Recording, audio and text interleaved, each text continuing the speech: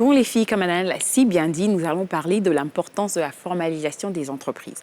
Déjà, en Côte d'Ivoire, comme dans beaucoup de pays de la sous-région, énormément d'entreprises, d'entrepreneurs évoluent encore dans le milieu informel. C'est-à-dire qu'ils ne sont pas déclarés, ils n'ont pas de registre de commerce, ils n'ont aucun document pour leur entreprise, ils sont dans les marchés, ils sont dans les rues. Et donc, moi, la première des choses que je dis, c'est vraiment de faire une vraie sensibilisation pour que les gens comprennent l'importance de faire ce tact-là et de partir et d'essayer de se formaliser. Mais après, je comprends un peu parce que, effectivement, je parle ici même dans le contexte ivoirien, il y a un vrai poids administratif et fiscal avec tout ce qui est vraiment création d'entreprise et enregistrement et même faire les états financiers et tout ça. Et donc, c'est pour ça que la plupart du temps, les gens, vraiment, ils ont ce blocage-là parce que le processus n'est souvent pas très simple, ils ne comprennent pas. Et je dis toujours, quand vous ne comprenez pas, vous pouvez encore vous diriger vers des services de notaire ou bien des comptables. Mais après, je peux vous donner encore quelques petites astuces ici pour vraiment comprendre qu'est-ce qu'il faut faire, combien ça coûte et quels sont les documents nécessaires. Donc, la première... OK. Donc, il y a deux types. D'abord, il peut avoir le statut de l'entrepreneur qui est vraiment facile à avoir et ça, c'est gratuit. Donc ça, c'est je ne savais pas ça. Parce que le statut de l'entrepreneur, c'est pour quelqu'un qui exerce une activité seul. Et du moment que son chiffre d'affaires est en dessous de 50 millions de francs CFA, il peut avoir le statut de l'entrepreneur. Donc, il doit se diriger en dessous. Et donc, il doit avoir de 50 millions de francs CFA. Et ça, c'est le chiffre d'affaires. Donc, c'est vraiment pour les petits entrepreneurs et tout ça. Et vous dirigez vers le ministère de la Promotion des PME. Ils vont vous renseigner la fiche et tout ça. Et après, ce document-là, et c'est ces avantages-là que les gens doivent comprendre. Tu peux bénéficier des services sociaux. Tu peux te déclarer à la CNPS. Tu as la minimisation des charges fiscales. Après, tu peux appliquer pour les marchés publics, l'accès aux sites aménagés, par exemple. Fait ça. Justement. Mais c'est ça. Entrepreneur, tu n'es pas là. Non, il a fait ça aussi. Mais c'est ça, par exemple, pour être dans les malls, les gens ne comprennent pas qu'il faut un document pour être dans tous ces endroits-là. Moi, je donne l'exemple qui est vraiment très simple. Quand vous naissez après, vos parents, c'est eux qui le font, mais ils prennent votre extrait de naissance, ils vous font des documents, ils vous font enregistrer et tout ça. C'est pareil que vraiment, pour que votre compagnie existe, il faut que vous ayez ce document-là. Donc ça, c'est pour les entrepreneurs. Maintenant, pour les PME, les petites et moyennes entreprises, il y a le registre de commerce et même pour les grandes entreprises ailleurs. Donc, et le registre de commerce, il peut se faire après à la CPC ou bien au guichet unique. Il y a plein d'endroits pour le faire. Ça coûte autour de 33 000 francs quand tu rajoutes les 10 000 d'immatriculation, tu as la DNS, tu as plein d'autres trucs et c'est autour de 33 000 francs.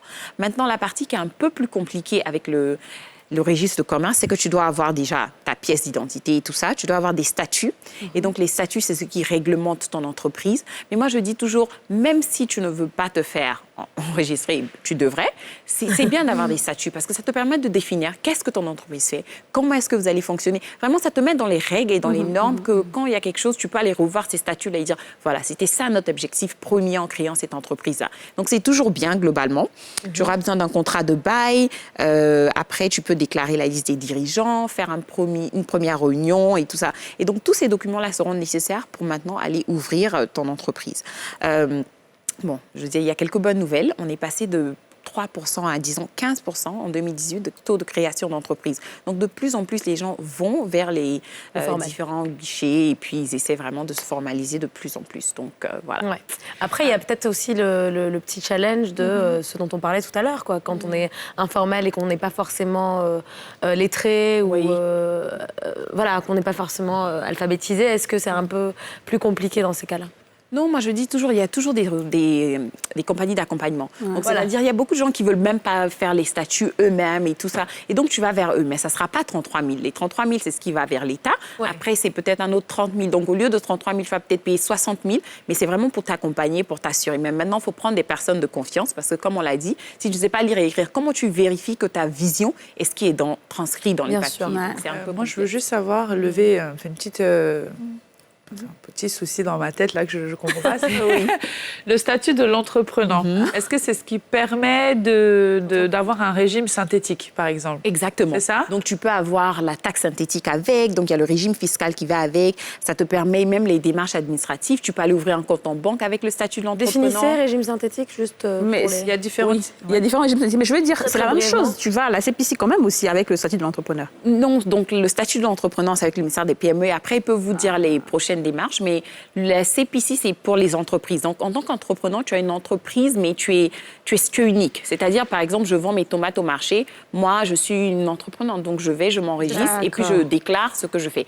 Et la taxe synthétique, c'est pour dire encore, quand tu as le chiffre d'affaires en dessous d'une certaine somme, tu as une taxe, disons, définie en fonction vraiment de ton chiffre d'affaires et tout ça. Et ça te permet justement de payer beaucoup moins. Ce que les gens ne réalisent pas. Voilà, quand tu es dans l'informel, il y a plein de taxes que les gens viennent te prendre, la mairie, et ils te signent des papiers, tu ne sais même pas où ça va. Et tu te trouves en train de payer beaucoup plus d'impôts et de taxes que si tu étais vraiment formel. Merci beaucoup, Afou. En fait, souvent, c'est parce qu'on ne comprend pas qu'on va payer plus. Exactement. C'est ça le problème. Ouais, c'est le manque de connaissances, d'informations. Oui. Et en fait, toutes ces informations, elles sont accessibles aussi sur des portails publics. Exactement. Donc, c'est ici, sur le site du ministère et tout ça. Ouais. Et après, vraiment, ça Faire la vous démarche. couvre, au fait.